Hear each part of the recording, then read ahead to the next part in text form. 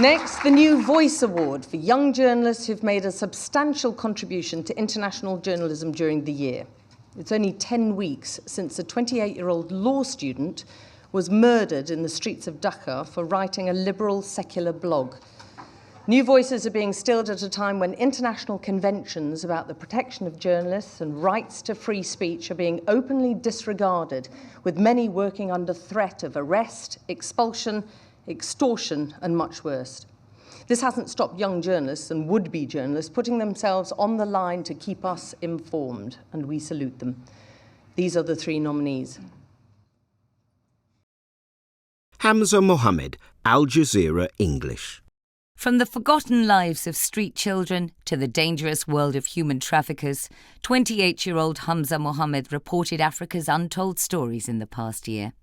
His impactful reports from Somalia focused on the human side of the story, and in Mozambique, Hamza gained rare access to human smugglers and spoke to refugees about the risks they took. These boys are all under the age of 13, and there is no one looking after them. The streets of one of the world's most dangerous cities are their home.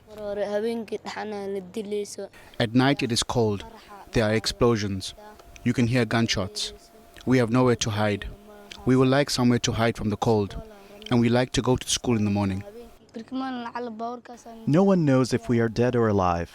Every day and night we spend our time thinking how we can better our lives. Only God knows if we will make it to tomorrow. Anything can happen to us. Years of conflict in Somalia has orphaned thousands of children. Many parents who are still alive are unable to support their families because they have lost everything. Sune Engel Rasmussen, freelance.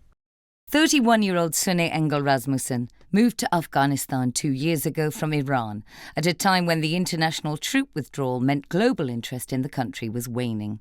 Now he's one of only a dozen foreign reporters remaining in the country. He was nominated for his work in The Guardian and Al Jazeera America. Doctors at the Kunduz hospital were meant to be catching up on their sleep in an underground bunker, but after 5 days of raging battles, the wards were jammed full. Dr. Sattar wanted to stay near his patients. "You are so chicken-hearted," he teased Hamidullah, a young registrar who was also desperately in need of rest. "Stay here," he told him. For Sattar, his decision to stay would be his own death sentence. 2 hours later, an American gunship attacked the Médecins Sans Frontières hospital, killing at least 22 people and injuring dozens more, in one of the worst civilian casualty incidents of the war in Afghanistan. Marin Guida, Newsweek Europe magazine. At only 23, Marin Guida has produced articles spanning a wide range of countries and issues, always focusing on the people. In the past year, she wrote the story of an Iranian Kurdish family trying to reach Europe just as winter began to set in, a piece on the phenomenon of foreign fighters, and explored life under ISIS. As winter approaches, the millions of people living in ISIS-controlled territory face rising food and fuel prices and frequent power cuts. Before ISIS came, 1 litre of fuel was 30 cents. Now it's $2, says Saeed. A container of cooking gas was $5. Now it's $25. In accordance with Islamic teachings, ISIS has implemented zakat, a charitable tax of 2.5% of income that all Muslims are obliged to pay. Contrary to its promises, ISIS does not distribute that money to the needy, Saeed says. As the caliphate's poor get poorer, the fighters, who are increasingly from other countries, continue to enjoy comparatively comfortable standards of living. "I can see there are two different lives in Raqqa," he says. "The foreign fighters have become the residents, and the residents have become the foreigners." To present this award, we're delighted to have Tom Parry, author and senior feature writer at the Daily Mirror and chair of this year's jury.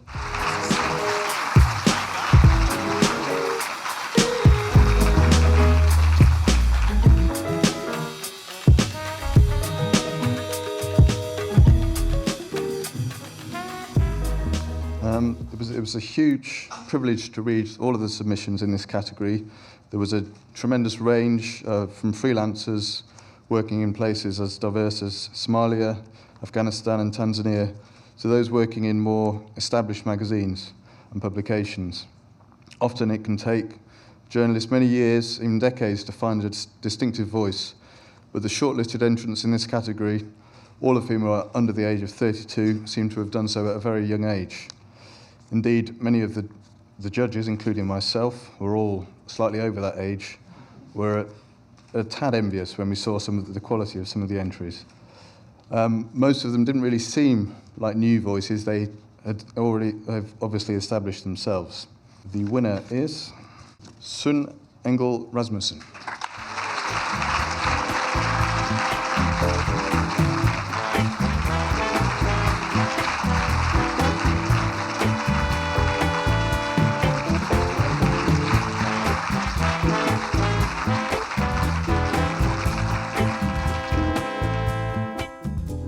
Thank you so much for this great honor.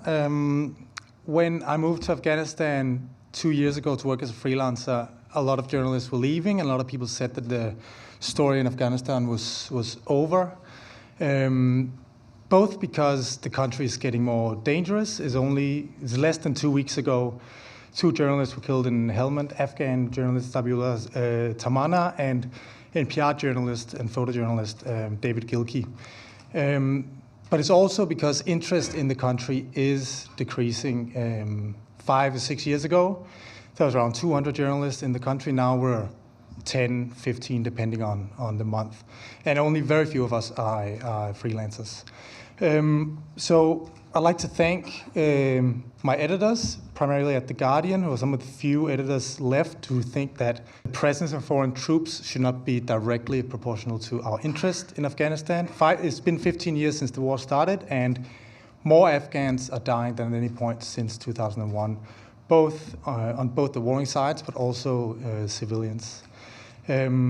I'd also like to thank my wife, Danielle, who was the one who initially got the crazy idea of moving to Afghanistan when most other people were leaving. But most of all, I'd like to thank the Afghans who still put up with foreign journalists despite all the hardship they've gone through for so many years. Last year, 200,000 Afghans reached Europe as refugees or migrants, and that's not counting the people who don't make it to Europe. And then I'd like to thank the Afghan journalists who work under a lot more pressure than us foreign journalists, and who are constantly and increasingly harassed by both Afghan authorities, Afghan warlords, and insurgents. So this award is for them. Thank you very much.